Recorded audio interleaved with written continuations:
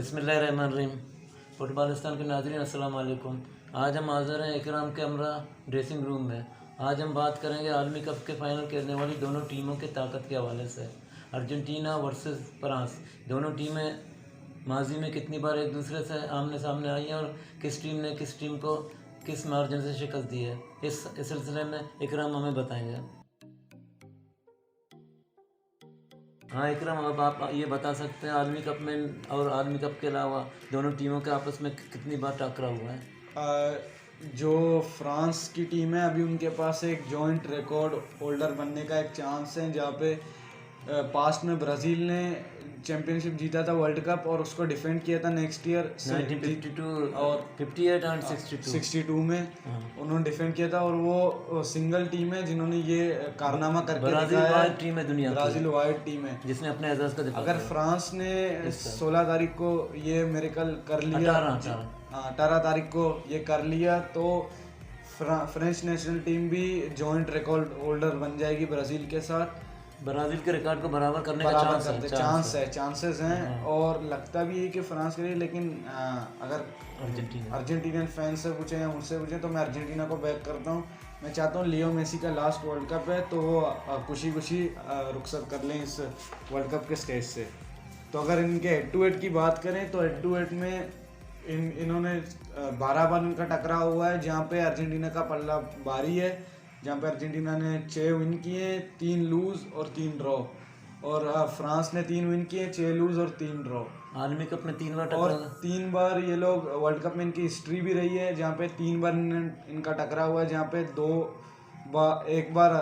2 बार Argentina ने जीता है और एक बार फ्रांस ने जो रिसेंट वर्ल्ड कप हुआ था पास 2018 में, उसी के राउंड ऑफ 16 में अर्जेंटीना को हराया था 4-3 के स्कोर से 2018 के और उनका जो पहला मीटअप हुआ था वो था 1930 के जो फर्स्ट वर्ल्ड कप था, वहाँ पे इनका मैच हुआ था, जहाँ पे अर्जेंटीना 1-0 के स्कोर लाइन से विन कर लिया था फ्रांस के ऊपर। तो इनकी पास्ट में हिस्ट्री भी रही है जहाँ पे अर्जेंटीना डोमिनेटिंग लग रहे थे। लेकिन अगर हम आज की बात करें तो स्क्वाड की बात करें तो अर्जेंटीना के पास एक बेहतरीन अटैकिंग लाइन आप बोल सकते हैं, लेकिन उसके ऑपोजिट फ्रांस के पास एक बेहतरीन डिफेंसिव लाइन भी है और एक बैलेंस्ड मिडफील्ड और एक एक्साइटिंग अटैक है। जहाँ पे अर्जेंटीना जहाँ पे लैग करती है वो इनके राइट बैक और लेफ्ट बैक विंगर्स पे ये लोग लैग करते हैं और इस पोजीशन की लेके इनको बारी पड़ सकती है, क्योंकि एम्बापे जो ओपोजिशन टीम में फ्रेंच नेशनल टीम में स्पीड बहुत है, वो विंग में ही खेलते हैं और अगर उनको रोकने के लिए उनको एक अच्छा इनके प्लेयर को अपना गेम थोड़ा हाई करना पड़ेगा, क्योंकि उनकी स्पीड बहुत ज़्यादा है अर्जेंटीना को एम्बापे को रोकने के लिए सख्त चैलेंज का सामना। अगर उन्होंने एम्बापे को रोक लिया तो उनके चांसेस हैं जीतने के और मैं चाहता भी हूँ वो जीते। लेकिन हेड टू हेड की बात करें तो पिछले बार फ्रांस जीता था, तो इस बार भी वो कॉन्फिडेंस है कि हम लोग अर्जेंटीना को हरा लेंगे। लेकिन ये तो वक्त ही बताएगा कौन किसको जीतेगा। अगर आप परसेंटेज की बात करें जो मैच से पहले कौन जीतेगा इसी आलमी कप में तो फ्रांस के फेवर में ये परसेंटेज जा रहा है, शुमार फ्रांस के हक में। फ्रांस के हक में, क्योंकि फ्रांस के जो स्क्वाड है वो भी पावरफुल है अर्जेंटीनियन स्क्वाड से और उनके पास स्क्वाड डेप्थ भी ज़्यादा है, जहाँ पे अर्जेंटीना लैग करता है उस पोजीशन में भी। उनके पास सब्स्टिट्यूट प्लेयर्स इतने अच्छे नहीं हैं। और अपना अर्जेंटीना का मसला यही है, सिर्फ एक हीरो है मेसी अगर माइनस हुआ तो चांसेस हैं उनके हारने के। लेकिन मेसी का लास्ट वर्ल्ड कप है, वो एकदम हार्डवर्क करेंगे जीतने के लिए।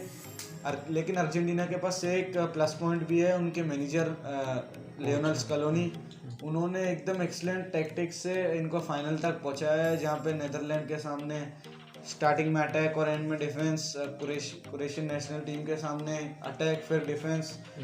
जो बड़ी टीम से उनके सामने पहले डिफेंस फिर अटैक। तो लगता है फ्रांस के सामने भी ये यही करेंगे कि अपने स्क्वाड को डिफेंसिवली रखेंगे, जहाँ पे ये स्टार्टिंग में थोड़ा सा बॉल पोजीशन को हैंडल करेंगे, फिर जब क्रिटिकल टाइम जैसे हम लोगों ने पहले बात किया उसमें ये लोग ब्रेक डाउन करेंगे और गोल की कोशिश करेंगे। तो अर्जेंटीना की टैक्टिक्स यही लग रही हैं।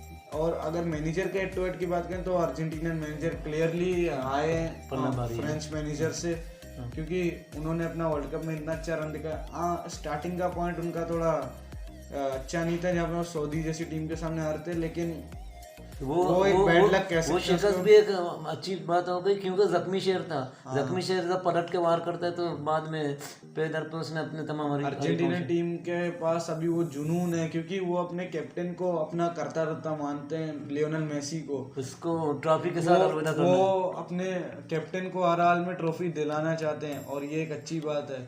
एक स्क्वाड में जितनी ज़्यादा कोऑपरेशन होती है, यूनिटी होती है, वो स्क्वाड उतना ही ज़्यादा कामयाब होता है। आप ब्राज़ीलियन स्क्वाड को देख लें, आप मोरक्कन स्क्वाड को देख लें, जो उनकी यूनिटी है, उस यूनिटी ने उसको सेमीफाइनल तक पहुंचा दिया था। मोरक्को की बात आई तो हम साकिब को बताता चला कि इब्न बतूता 11 कल अपने ब्रॉन्ज मेडल के लिए है। हाँ, क्रोएशिया के वो साथ डिजर्व भी करते हैं ब्रॉन्ज मेडल, और मैं चाहता भी हूँ जीते।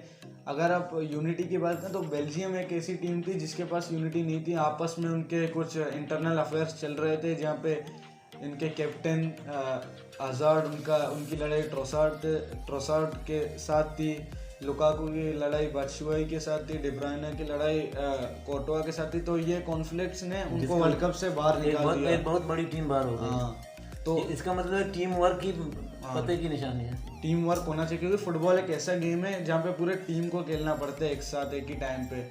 ये क्रिकेट की तरह नहीं है कि दो बैट्समैन खेल रहे हैं। अगर एक ने सेंचुरी की तो टीम संभल जाती है। तो चलो ये अच्छी बात हो गई। अब असल में गेम हो गया अर्जेंटीना के हाथ में कि अपने कप्तान को इज्जत से अलविदा कहें। देखते हैं इंशाल्लाह इतवार को।